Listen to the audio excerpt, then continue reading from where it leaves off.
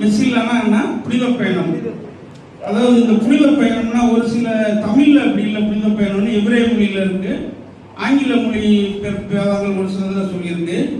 அதாவது இதுக்கு அர்த்தம் என்ன அப்படின்னா, தேவனுடைய அதாவது தங்கள் இருதயங்களில் சீயோனை நோக்கி நடக்கிறவர்கள். அல்லேலூயா.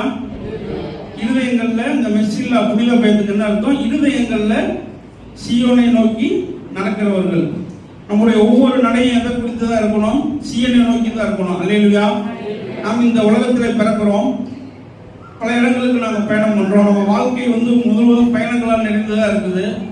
நம்முடைய வேதத்தில் பார்க்குறப்ப நம்முடைய முற்பிதாக்கள் ஆபிரகாம், ஈசாக்கு, யாக்கோபு எல்லாம் பயணம் பண்ணாங்க. பவுலு பல பயணங்களை பண்ணாரு. ஆண்டவரும் பல பல ஊர்களுக்கு பிரயாணம் பண்ணி தன்னுடைய ஊழியத்தை நிறைவேற்றினாரு. ஆனா இது என்ன பயணம்? மெஸ்ஸில்லா புனித பயணம். தங்கள் இருதயத்தில் சீயோனை நோக்கி பயணப்படுதல் அர்த்தம். இப்ப நான் சொன்னேன் இல்லையா, 3 முறை இஸ்ரவேல் ஜனங்கள் அந்த வருஷத்துக்கு 3 முறை எங்க போவாங்கன்னு சொல்லிட்டு லூக்கா 2 நீங்க வாசிக்க வேணா, நான் வேகமா போறேன். லூக்கா 2 41 42 நோட் பண்ணிக்கங்க. இயேசுவும் தன்னுடைய குடும்பத்தோட வருஷம் எருசலேம் தேவாலயத்துக்கு போனார் அப்படின்னு சொல்லிட்டு நம்ம இங்க வாசிக்கிறோம். அப்ப அவரும் இந்த பாடல்கள் பாடி இருக்கிறாரு. இது மொத்தம் 15 பாடல்கள் இங்க இருக்கு. அல்லேலூயா. மொத்தம் 15 பாடல்கள். ஏன்னா ஆரோகண சங்கீதங்கள் 15 சங்கீதங்கள். இந்த 15 சங்கீதங்களை எப்படி பாடுவாங்கன்னு சொல்றாங்கன்னா, மலையேற போறப்ப பாடுறவங்க பாட்டு அப்படின்னு சொல்றாங்க.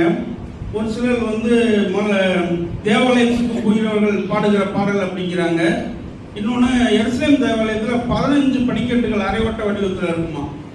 அந்த படிக்கட்டுகளில் ஏறி போறப்ப பாடுற பாடல்ங்கிறாங்க. எப்படி ஆயினும் இந்த பாடல் அந்த 15 படிக்கட்டுல ஏறுறப்ப ஒவ்வொரு படிக்கட்டுக்கும் ஒரு சங்கீதம் வாசிப்பாங்களாம். அல்லேலூயா. அப்போ ரொம்ப இஸ்ரவேல் ஜனங்கள், அந்த ஆசாரியர்கள் எல்லாரும் ஆர்ப்பரிப்பாங்களாம், கர்த்தரை நோக்கி ஆர்ப்பரிப்பாங்களாம். அப்ப இந்த மொத்த எத்தனை சங்கீதம் இருக்கு? ஆரோகண சங்கீதம் 15 இருக்கு. இந்த 15 சீயோனை நோக்கி போற சங்கீதங்கள். எருசலேம் கடல் மட்டத்துல இருந்து மொத்தம் 2800 அடி உயரத்துல இருக்கு. நீங்க எந்த திசையில இருந்து